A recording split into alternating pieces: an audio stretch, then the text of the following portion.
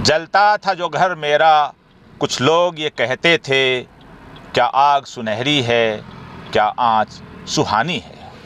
जलता था जो घर मेरा, कुछ लोग ये कहते थे, क्या आग सुनहरी है, क्या आँच सुहानी है। संभल उत्तर प्रदेश मस्जिद हत्याकांड, साजिश के पीछे असली चेहरे कौन। आदाब, मैं फारूक खान, संपादक इकरा पत्रिका। थार न्यूज़ इकरा पत्रिका के इस चैनल में आपका स्वागत है, आपका इस्तकबाल है। जैसा कि मैंने इंट्रो में बताया है और एक शेर पढ़ा है, उत्तर प्रदेश के जो संभल शहर में जो 2 दिन पहले जो घटनाक्रम हुआ है, देश भर में जिसकी निंदा हो रही है, जो चर्चा में है, तो ये आखिर हुआ कैसे। आखिर 4-5 लोग जो युवा थे, एक आध उसमें ऐसा भी था जो जवानी की दहलीज पे भी नहीं पहुंचा था, उनकी हत्या कैसे हुई। इसी पे ये एपिसोड है जिसको आप आखिर तक देखिए। इसको ज़्यादा लाइक करें, शेयर करें, सब्सक्राइब करें। साथ ही आपकी कोई राय हो, आप किसी बात से सहमत हो या असहमत हो, तो कमेंट बॉक्स में जाकर के अपनी राय व्यक्त कीजिए। हम एक चीज़ और भी इसमें बताना चाह रहे हैं कि इसका एक अगला एपिसोड हम बनाएंगे जिसमें जो सेकुलर पार्टी हैं, सो कॉल्ड सेकुलर पार्टी, तथा कथित जो धर्मनिरपेक्ष राजनेता हैं, जिनकी तरफ देश देख रहा है, जो हर चुनाव में सभी को साथ लेके चलने की बात करते हैं, उन लोगों का जो बोलने का अंदाज है, बोले हैं, देर से बोले हैं, और जो बोलने का अंदाज है वो भी अपने आप में एक सवालों के घेरे में है। तो उन नेताओं पे, उनके बोलने के अंदाज पर भी हम एक एपिसोड बनाएंगे, जो अगला एपिसोड आएगा हमारा। आज का ये जो एपिसोड है, ये जो इस पूरे घटनाक्रम के ऊपर, घटनाक्रम जो सब लोगों ने देखा है, इसकी सच्चाई क्या है वो भी बहुतों को मालूम है। असल जो चीज़ ये है कि देश में ये हालात बने कैसे। हर मस्जिद के अंदर, हर दरगाह के अंदर मंदिर ढूंढने की जो कोशिश हो रही है, ये क्यों हो रही है, इसके पीछे के असली चेहरे कौन हैं, इसका लाभ किसको मिल रहा है। जाहिर सी बात है, इसका जो पॉलिटिकल लाभ है वो भारतीय जनता पार्टी को मिल रहा है। देश में आसानी से ध्रुवीकरण के जरिए, इन्हीं मंदिर, मस्जिद, कब्रिस्तान और शमशान के मुद्दों के जरिए आसानी से सरकारें बन रही हैं। जनता के मुद्दे एक तरह के पीछे हैं, जिनकी कोई ज़रूरत भी किसी को महसूस नहीं है। तो पॉलिटिकल फ़ायदा भारतीय जनता पार्टी को मिल रहा है। असल चीज़ जो ये घटनाक्रम हुआ, तो सबसे पहली बात इसके अंदर ये है कि जो 19 नवंबर को जो कोर्ट के अंदर, स्थानीय कोर्ट के अंदर मामला गया और कुछ ही घंटों में सुनवाई होने के बाद माननीय जज साहब ने आदेश पारित कर दिया। कोर्ट कमिश्नर बैठा दिया, एडवोकेट कमिश्नर, और एडवोकेट कमिश्नर आनन फानन में सर्वे करने भी पहुंच गया और शाम को सर्वे भी हो गया। मज़े की बात देखिए कि जो डीएम हैं, डिस्ट्रिक्ट कलेक्टर और एसपी हैं, वो भी मौके पे पहुंच गए। यानी आनन फानन में एक आदेश पारित होता है और उसके अंदर जो एडवोकेट कमिश्नर बनाया जाता है सर्वे के लिए, और वहाँ डीएम और एसपी और दूसरे अधिकारी पहुंच जाते हैं, वो सर्वे हो जाता है। ये सारा जो घटनाक्रम 4-5 घंटे का हुआ 19 नवंबर को, उसके बाद 24 नवंबर को जब फसाद हुआ, जिसमें 4-5 लोगों के मरने की जो खबरें हैं, वो 24 नवंबर को दोबारा सर्वे हुआ। सवाल ये है कि आनन फानन में जो निचली अदालत ने जो इसकी सुनवाई करके, जो इसमें जो टीम बनाई और वो टीम सर्वे करने गई, ये इतना आसानी से आनन फानन में कैसे हुआ। क्या जो डीएम थे और एसपी थे, वो क्या इतने फ्री थे कि वो हैंड टू हैंड उसी दिन चंद मिनटों के अंदर वो साथ हो लिए और सर्वे करने के लिए पहुंच गए। और सर्वे जो हुआ उस दिन 19 तारीख को, तो उसके अंदर भी जो पूरे सवाल उठ रहे हैं कि सामने वाले पक्ष को भरोसे में नहीं लिया गया। क्या सामने वाले पक्ष को कोर्ट बुला करके उनकी सुनवाई नहीं करना चाहिए था। अब 19 तारीख को जो शांति से एक सर्वे हो गया, उसके बाद 24 नवंबर को फिर सर्वे होता है और फसाद होता है। सबसे बड़ी बात यह है कि क्या ये फसाद 19 नवंबर को ही करने की कोई साजिश थी? क्योंकि तारीखों की आप अगर जोड़ बाकी करें तो 20 नवंबर को पूरे महाराष्ट्र में एक साथ चुनाव थे और झारखंड के दूसरे चरण के चुनाव थे और उत्तर प्रदेश की 9 विधानसभा सीटों पर उपचुनाव थे। अगर खुदा न खास्ता ये फसाद 19 नवंबर की शाम को हो जाता तो वो चुनाव पूरी तरह से क्या प्रभावित नहीं होते। इन चीज़ों को ऊपर भी देश की जनता को, देश के बुद्धिजीवियों को, उन लोगों को जो गंगा जमुनी तहजीब को पसंद करते हैं, वे लोग जो मिलीजुली संस्कृति को पसंद करते हैं, उनको इस पर तवज्जो देनी चाहिए कि कहीं न कहीं जो 19 नवंबर को आनन फानन में सुनवाई, टीम गठित करना, सर्वे हुआ, कहीं 20 नवंबर के चुनाव को प्रभावित करने के लिए तो नहीं हुआ। 20 नवंबर को चुनाव हो गए, 23 नवंबर को मतगणना हो गई, परिणाम आ गए। अब आप देखिए कि 24 तारीख को फिर सर्वे हो रहा है, सुबह सुबह सर्वे हो रहा है, भीड़ इकट्ठी हो रही है, डिस्ट्रिक्ट कलेक्टर, एसपी, दूसरे अधिकारी सारे मौजूद हैं और फसाद होता है, गोलीबारी होती है और उस गोलीबारी के अंदर 4-5 युवा मारे जाते हैं, कई लोग घायल हो जाते हैं, पुलिसकर्मी भी घायल होते हैं। और उसके अंदर एक वीडियो कि जो सर्वे टीम जा रही है या आ रही है, हम उसकी कोई पुष्टि नहीं कर रहे हैं, लेकिन वहां उस टीम के साथ में भड़काऊ नारे लग रहे हैं। जो टीम सर्वे करने जा रही है उसके साथ भड़काऊ नारे लगाने वाले कौन हैं, उनको लेकर के कौन गए थे, जो उनके साथ में पुलिस वाले चल रहे हैं, अधिकारी चल रहे हैं, प्रशासन के अधिकारी चल रहे हैं, क्या उनकी जिम्मेदारी नहीं थी कि उन नारे लगाने वालों को रोका जाता, उनको पकड़ा जाता?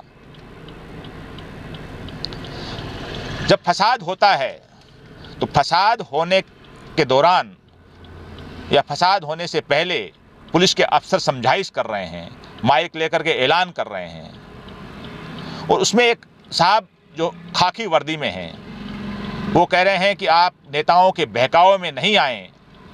वो युवाओं से अपील कर रहे हैं कि आप अपना भविष्य खराब नहीं करें। ये अच्छी अपील थी उन साहब की, लेकिन उन साहब को या दूसरे साहब तमाम तर थे, चाहे वो खाकी में थे या सफ़ेद शर्ट में थे, पुलिस के थे या प्रशासन के थे, उन सबको जब किसी के भविष्य की चिंता थी तो वो अच्छी बात थी, लेकिन उन्हें ये भी देखना चाहिए था कि जब भीड़ कोई इकट्ठी होती है तो वो क्यों होती है। क्या पुलिस प्रशासन के पास ऐसी कोई खबर नहीं थी कि भीड़ इकट्ठी हो रही है? उस भीड़ को रोकने का कोई प्रयास पहले से ही कोई बैरिकेड वगैरह लगा करके नहीं कर सकते थे? एक चीज़ और उन तमाम अफसरों से, क्योंकि वहाँ 2 बड़े अफसर थे, एक कलेक्टर और एक एसपी, एक आईएएस थे, एक आईपीएस। और आईएएस और आईपीएस कैसे बनते हैं? बड़ी कठिन परीक्षाएं कई दौर की होती है, इंटरव्यू पास करना पड़ता है और बनने के बाद वो संविधान की शपथ लेते हैं, संविधान की रक्षा करने की, नागरिकों के अधिकारों की रक्षा करने की, दंगे फसाद को रोकने की।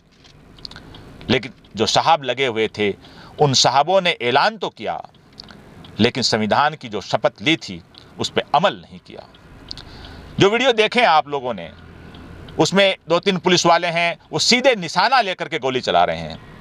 हम नहीं कहते कि उनकी गोली से कौन मरा है या किससे मरा है, पत्थर से मरा है, चाकू से मरा है। क्या पुलिस सीधा निशाना भीड़ के सीने पे ले सकती है? यह अधिकार पुलिस को किसने दिया? सबको मालूम है इन चीजों का कि भीड़ को नियंत्रित करने के लिए पुलिस लाठीचार्ज करती है, वाटर कैनन का पानी की बौछारों का इस्तेमाल करती है, फिर भी भीड़ नहीं रुके तो हवा में फायरिंग की जाती है, भीड़ के पैरों में फायरिंग की जाती है ताकि लोग जख्मी तो हों लेकिन मरे नहीं। जो रबड़ की जो गोलियां हैं उनका इस्तेमाल किया जाता है ताकि वो लगे तो नुकसान कम हो। लेकिन जब पुलिस के लोग सीधा निशाना लेकर के भीड़ पे गोली चलाते हैं, ये अधिकार किसने किसको दिया। वहाँ जो तमाम अधिकारी थे, जो पुलिस के और सिविल सर्विस के, क्या उन्होंने ऐसा ही संविधान पढ़ा है? क्या ऐसा ही संविधान की उन्होंने शपथ लेकर के अपना ओहदा संभाला है? उनके बच्चे भी देख रहे होंगे, उनके बच्चे भी कॉम्पिटिशन एग्जाम तैयारी कर रहे होंगे, उनके बच्चे भी कहीं न कहीं जॉब कर रहे होंगे। क्या यही ड्यूटी थी उनकी? क्या उनके बच्चे उनको ये नहीं पूछ सकते या नहीं पूछ रहे होंगे कि आपने आपकी मौजूदगी में जो पुलिसकर्मियों ने सीधा निशाना लेकर के जो गोलियां बरसाई, क्या ऐसा अधिकार आपके पास है? ये खुलम खुला एक तरह का पुलिस का हत्याकांड है। किसकी गोली से कौन मरा, ये एक जांच का सब्जेक्ट है, लेकिन लोग मरे हैं। अब बात जो ये है कि 24 तारीख को घटनाक्रम हुआ, ये सर्वे 24 को ही क्यों हुआ? क्या कहीं ना कहीं अगले दिन जो 25 नवंबर को संसद का जो शीतकालीन सत्र शुरू हुआ, क्या उसको प्रभावित करने के लिए तो नहीं हुआ? ये सवाल है अपने आप में कि मणिपुर जो करीब 1.5 साल से जल रहा है, जिस पे प्रधानमंत्री, गृह मंत्री ने, इन लोगों ने, बड़े नेताओं ने जो सत्ता में हैं, उन्होंने कोई मुंह नहीं खोला है। प्रधानमंत्री वहां गए नहीं हैं। हालात खराब है मणिपुर के। महाराष्ट्र चुनाव में जो चुनाव हुआ है, उस चुनाव पे सवाल खड़े किए जा रहे हैं। तो अगले दिन जो 25 नवंबर को संसद के शीत सत्र में जब मणिपुर के मुद्दे उठते, महाराष्ट्र चुनाव के मुद्दे उठते, तो क्या इन तमाम मुद्दों को से जनता को ध्यान हटाने के लिए 24 नवंबर को ये फसाद किया गया? बहरहाल जो जज्बाती भीड़ है, जाहिर सी बात है कि अगर कहीं वो ऐसी घोषणा होती है कि फला मंदिर में, फला मस्जिद में, फला गुरुद्वारे में, फला चर्च में ऐसे कोई सर्वे हो रहा है, ऐसे भीड़ आ रही है, तो जाहिर सी बात है उस धार्मिक स्थल को मानने वाले, उस धार्मिक स्थल में विश्वास रखने वाले लोग, युवा उत्तेजित होंगे। एक नेचुरल चीज है। लेकिन पुलिस प्रशासन की ये जिम्मेदारी थी कि लोगों को भरोसे में लेते। अब बात वापस 19 नवंबर की कि जो डीएम और एसपी हैं, जो 19 नवंबर और 24 नवंबर को लोग गए, तो क्या हालात को देखते हुए क्या डीएम इस चीज को रोक नहीं सकते थे? क्या डीएम ये नहीं कह सकते थे कि सर्वे आज नहीं होगा, कल होगा, सर्वे परसों होगा, सर्वे लोगों को भरोसे में लेके होगा? डीएम बहुत बड़े अधिकारी होते हैं, लेकिन ऐसा नहीं हुआ। क्या इन संभल में जो हत्याकांड हुआ, एक मस्जिद को टारगेट बनाया गया, क्या नीचे से लेके ऊपर तक के लोग, जाहिर सी बात है, मैंने स्पष्ट कहा है, इसका जो political benefit Bharatiya Janata party को मिल रहा है, तो क्या अधिकारी लोग, पुलिस और प्रशासन के लोग भी सत्ताधीशों की साजिशों के शिकार हो गए, या उन्होंने भी गलत ट्रैक पकड़ लिया? अब बात वापस कि जो हमारा देश है, ये देश एक संवैधानिक व्यवस्था से चलता है, ये देश एक कानून से चलता है। बाबा साहेब डॉक्टर अंबेडकर ने जो संविधान जिसका निर्माण किया था, जिस संविधान को 26 जनवरी 1950 को लागू किया था, ये संविधान 26 नवंबर 1949 को बनकर के तैयार हुआ था, एक्सेप्ट किया गया था। और 26 नवंबर को जो संविधान का जो दिन है, उसको मनाया जाता है देश भर में। इससे ठीक 2 दिन पहले, कुछ घंटों पहले 24 नवंबर को यह घटनाक्रम होता है, तो क्या संविधान की धज्जियां ये नहीं उड़ाई जा रही हैं?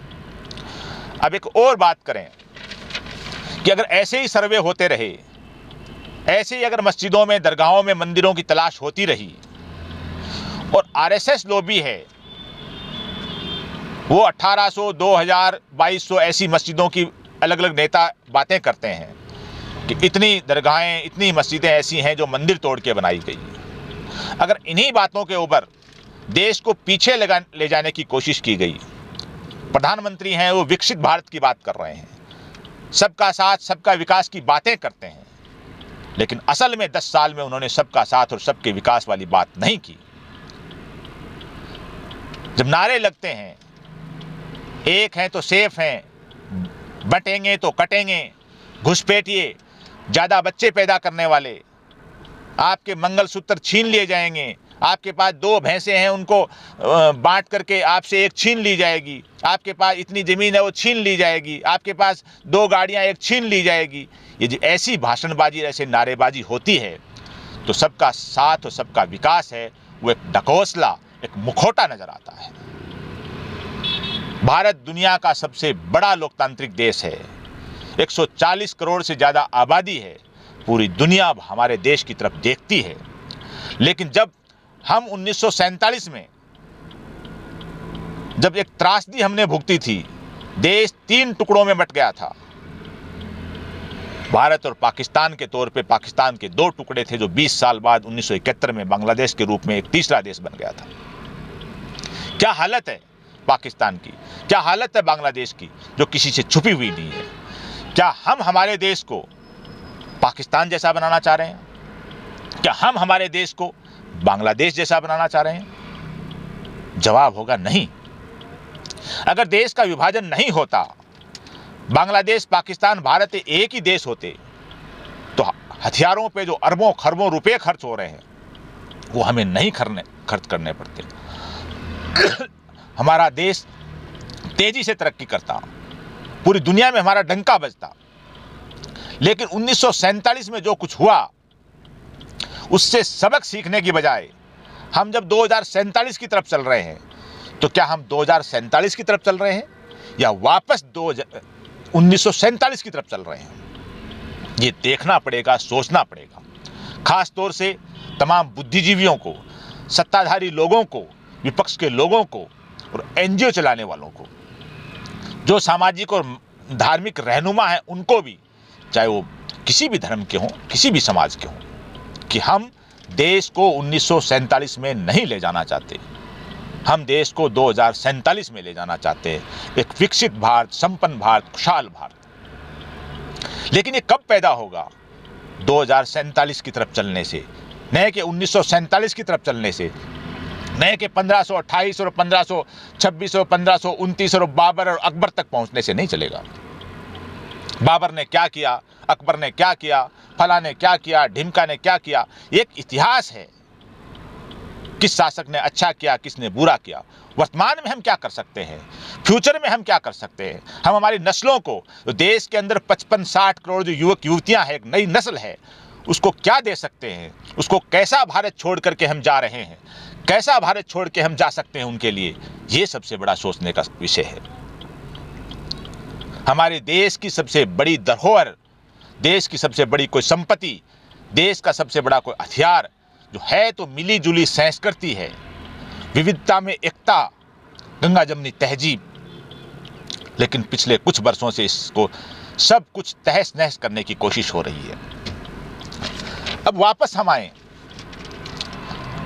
बाबरी मस्जिद, राम मंदिर का मुद्दा, कोर्ट ने फैसला दिया, काफ़ी झगड़े फसाद हुए, देश में खून खराबा हुआ, सुप्रीम कोर्ट का फैसला हुआ और बाबरी मस्जिद कहीं और उस जगह राम मंदिर का फैसला हो गया। 1992 में बाबरी मस्जिद का विध्वंस हुआ, उससे पहले 1991 में, 18 सितंबर 1991 में देश में एक कानून पास किया गया, देश की संसद ने, जिसका नाम है प्लेसेस ऑफ वर्शिप एक्ट, पूजा स्थल अधिनियम 1991। ये क्या कहता है? ये कहता है कि 15 अगस्त 1947 से पहले के जितने भी धार्मिक स्थल हैं, चाहे किसी भी धर्म से संबंधित हों, वो वैसे के वैसे रहेंगे। उनको कहीं भी परिवर्तित करने की मांग करना, उनको परिवर्तित करना नहीं किया जाएगा, यानी वैसे के वैसे रहेंगे।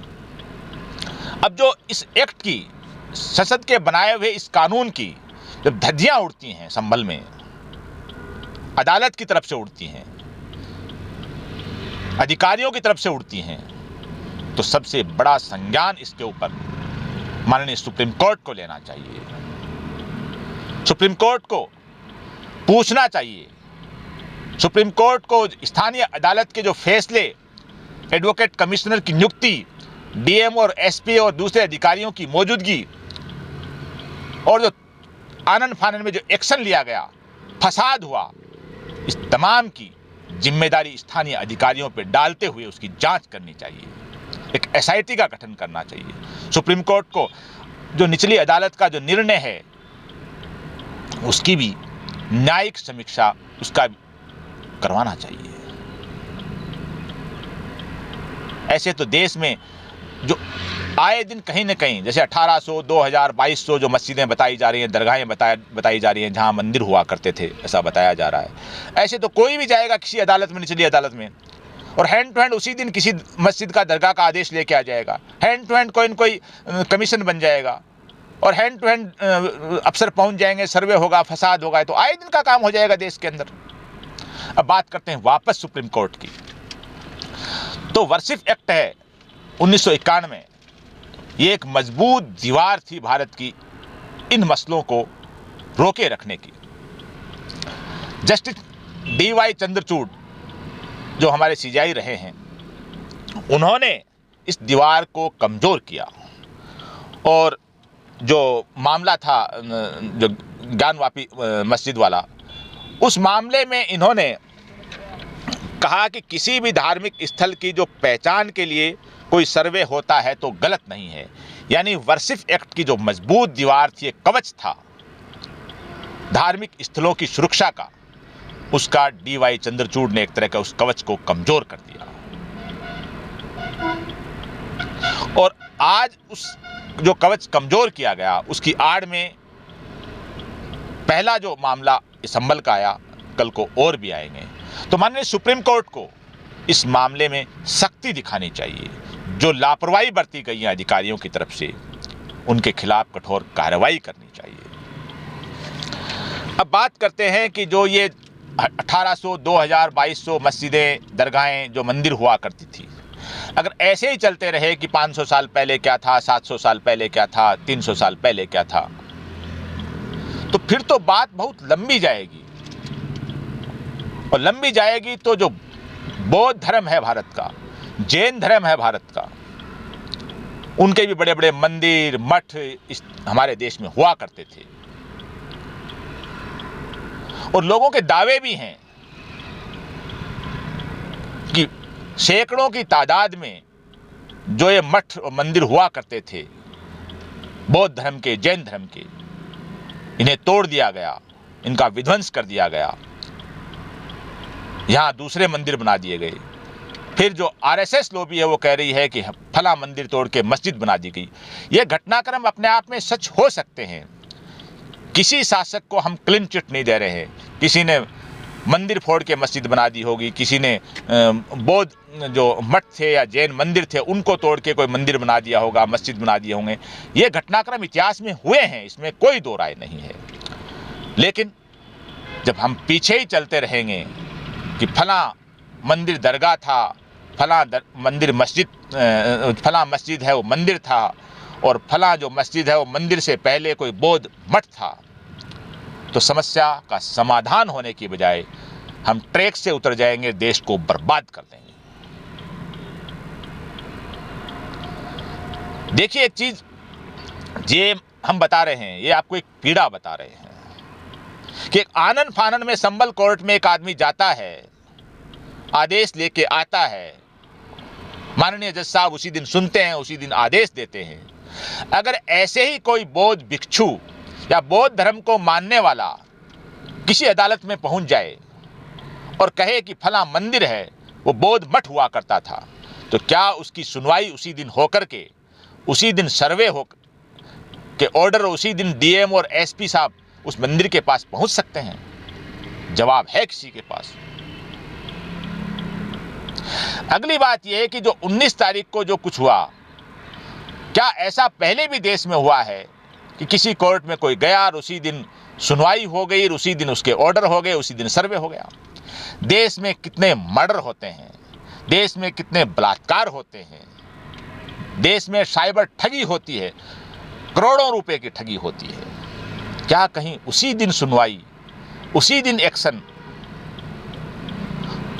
जब बलात्कार और मर्डर के जो कई मामले ऐसे भी सुनने में आते हैं, जो अखबारों में, TV चैनल पे आए दिन कहीं न कहीं का घटनाक्रम होता है कि पीड़ित पक्ष एक थाने से दूसरे थाने में घूमता है रात भर दिन भर, उसकी FIR दर्ज नहीं होती है, एक थाने वाला कहता है हमारा क्षेत्र नहीं है, दूसरे वाला कहता है हमारा क्षेत्र नहीं है। ये रियलिटी है देश की। तो देश को हम कहां ले जाना चाह रहे हैं? देश बाबा साहेब अंबेडकर का बनाया हुआ संविधान है, उससे चलाना चाह रहे हैं, या हम अपनी अपनी आस्थाओं के अनुसार चलाना चाह रहे हैं? सीधा सीधा है कि संविधान से ही चलेगा। इतना बड़ा देश आस्थाओं से, अपनी अपनी विचारधाराओं से नहीं चलेगा। लेकिन तमाम आस्थाएं और विचारधाराएं हैं, वो देश में हमेशा सम्माननीय रही हैं। इस देश के अंदर बड़े बड़े संत महात्मा हुए हैं, ख्वाजा मोइनुद्दीन चिश्ती रहमतुल्लाह अलैह, गुरु नानक, निजामुद्दीन औलिया, बुल्ले शाह, बड़े बड़े लोग हुए हैं। निजामुद्दीन औलिया जिन्होंने गंगा जमुनी तहजीब है उसको के इतने बड़े पैरोकार थे, और उनकी मजार पर बसंत पंचमी के दिन पीले फूलों की चादर और पीले फूल चढ़ते हैं। निजामुद्दीन औलिया तो मुसलमान थे, बसंत पंचमी से उनका क्या ताल्लुक है? लेकिन नहीं, बसंत पंचमी पे पीले फूल और पीली चादर चढ़ती है निजामुद्दीन औलिया के, क्योंकि हमारी गंगा जमुनी तहजीब है, हमारी मिली जुली संस्कृति है। बुल्ले शाह ने होली के बारे में और दूसरी चीज़ों के बारे में, जो एक मशहूर सूफी और शायर हुए हैं, कितनी बेहतरीन शायरी कही है। फिर जो मैंने मेरे इंट्रो में जो शेर पढ़ा था कि अगर हम किसी ऐसे ही चलते रहे तो ऐसा तो नहीं है कि इस बस्ती में किसी एक का ही घर है। जब बस्ती में आग लगती है तो एक का ही घर नहीं जलता है, पड़ोस में जो और हैं वो भी लपेटे में आ जाते हैं। जलता था जो घर मेरा, कुछ लोग ये कहते थे, क्या आग सुनहरी है, क्या आँच सुहानी है। जब मेरे घर को आग लगाई जा रही थी तो लोग कह रहे थे कि आग बड़ी खूबसूरत है, बड़ी सुनहरी है और आँच भी बड़ी सुहानी है। लेकिन जो ही हवा के झोंके ने उस आग से उसके घर को पकड़ लिया तो फिर क्या होगा? बहुत नुकसान होगा, हम सबका नुकसान होगा, पूरे देश का नुकसान होगा। ये जो लोग हैं छोटी छोटी चीज़ों पे पब्लिसिटी के लिए कोर्ट में जाते हैं, कोर्ट से ऑर्डर ले आते हैं, ये करते हैं। लोग जाएंगे कोर्ट, लेकिन माननीय जज साहब है, उनकी भी कोई जिम्मेदारी है। वो जिस संविधान के तहत जिस चेयर पे बैठे हैं, संविधान के हिसाब से उनको फैसला देना है। माननीय डीएम साहब और एसपी साहब है, वो भी संविधान पढ़ करके आए हैं, उनकी भी कोई ड्यूटी है। आखिरी चीज कि जो भीड़ आती है किसी भी मामले में, जाहिर सी बात है भीड़ को उकसा भी दिया जाता है, सोशल मीडिया का जमाना है, लेकिन खास तौर से युवा हैं, वो कभी ऐसी चीज़ों में बहकावे में नहीं आए। जो चीज़ें हों, ऐसा नहीं है कैसे मासूम गरीब लोग, पूरी घटनाक्रम को आपने देखा होगा, कैसे कैसे छोटी उम्र के बच्चे संभल में मारे गए हैं, जिनके घर में बहुत मतलब मजदूर से भी निचला तबका जो होता है, बिल्कुल गरीब तबका, माँ बाप रो रहे हैं। तो जो भीड़ है, जो युवा है, उनको भी जज्बात में नहीं आना चाहिए, उनको भी अपने पैरों पे कुल्हाड़ी नहीं मारनी चाहिए। और जो धर्म और समाज के रहनुमा हैं, उनको भी एक संदेश देना चाहिए, कोशिश करनी चाहिए, और पूरे देश के अंदर जो गंगा जमुनी तहजीब है, जो मिलीजुली कल्चर है, उसको मजबूत करने की कोशिश की जाए। ऐसा नहीं हो कि एक संबल के बाद कोई और संबल हो, और इस देश के अंदर जगह जगह मंदिर और मस्जिद के नाम पर जो 30 साल पहले, 40 साल पहले जो हालात बने थे, वही हालात बन जाएं, और हम 2047 में पहुँचें, उससे पहले 1947 में नहीं पहुँच जाएं।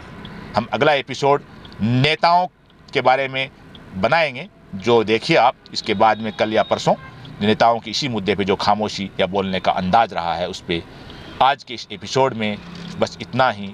जय हिंद, जय भारत।